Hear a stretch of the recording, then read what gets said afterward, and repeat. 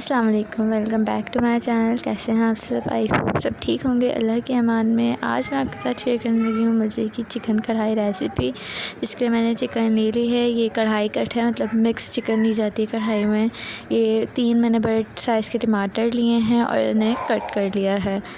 फिर अदरक लहसुन ये मैंने जो पीस के रखी हुई होती है नॉर्मली घर में, अगर आप लोग फ्रेश यूज़ करते हैं तो वो और ज़्यादा टेस्ट आता है अच्छा।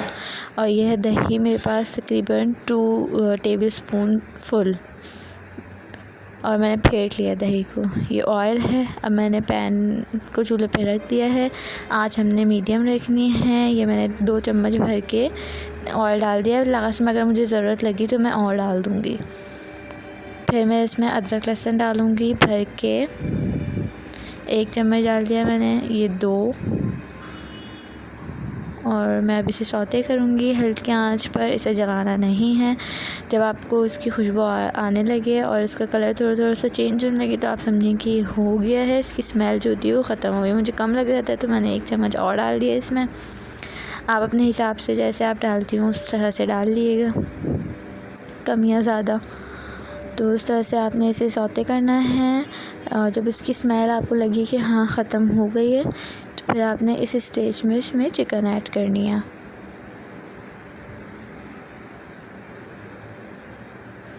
मैं चिकन ऐड कर दी है। अब मैं इसको फ्राई करूँगी। चिकन को ऐसे फ्राई करना है कि इसका कलर चेंज हो जाए।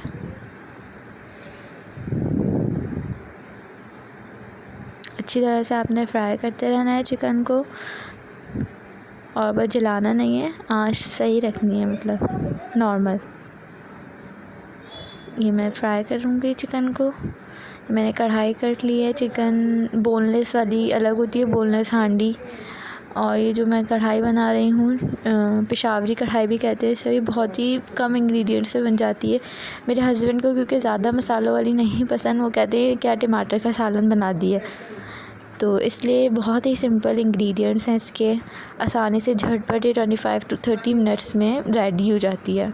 और आप बना के देखिएगा, आपको बहुत अच्छा लगेगा। इसका टेस्ट भी ज़रूर ट्राई कीजिएगा। बहुत ही सिंपल है, बहुत मज़े की भी है। अब मैं इसमें पानी ऐड कर दिया है। थोड़ा सा पानी ऐड करके अब मैं चिकन को गलने के लिए छोड़ दूँगी। देखें इसका कलर चेंज हो गया है। मैंने इतना फ्राई किया था कि कलर चेंज हो जाए। फिर मैंने पानी ऐड कर दिया है ताकि अभी चिकन को गलने के लिए मैं रख दूँ। मैं ढक्कन ढक के हमने स्टेज पे इसको गलने के लिए छोड़ दिया है। अब थोड़ी देर बाद देखेंगे, तकरीबन 10 to 15 मिनट्स बाद। और ये दूसरे चूल्हे में मैंने थोड़ा सा ज़ीरा भूना है। ये ज़ीरा भून के इसमें डलेगा। ये देखें थोड़ा सा मैंने 1 टीस्पून लेना है, या फिर जो डेज़र्ट वाला स्पून होता है वो लेना है 1 स्पून भर के। तो इसे ज़ीरा भूनना है। इसे जब थोड़ी हल्की हल्की सी इसकी प्यारी प्यारी सी खुशबू आने लगे तो आप इसे उतार लेंगे। जल्दी से जलने लग जाता है, इसे जलाना नहीं है। बस ये भून गया है तो मैं इससे अब इसमें कूट लूँगी। अब देखते हैं चिकन हुई है नहीं। इस स्टेज पे आपने सॉल्ट ऐड करना है जिस हिसाब से आप लोग खाते हैं उस हिसाब से आप सॉल्ट ऐड कर गई है।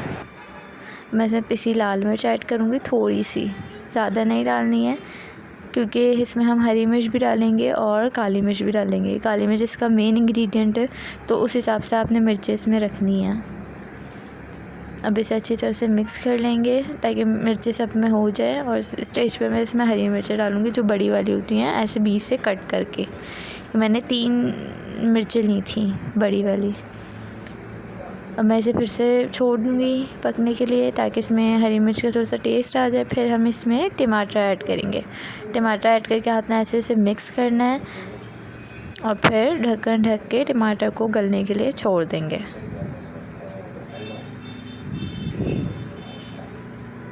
अब मैं ज़ीरा कूटा था जो वो इसमें डाल दूँगी।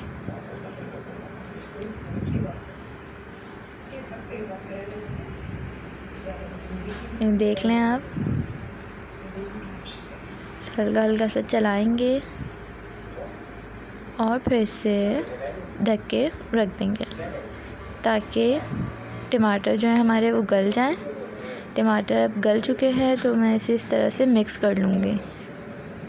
टमाटर को अच्छी तरह से भूनना है ताकि ऑयल ऊपर आ जाए। देखिए आप, इस तरह से मिक्स करना है इसे टमाटर को। टमाटर इस तरह से मिक्स करने हैं ताकि पूरे में ये अच्छी तरह से मिक्स हो जाएं, क्योंकि ये गल गए हैं। आप इस तरह से इसे चम्मच से मिक्स करेंगे तो आराम से हो जाएंगे। देख लें आप।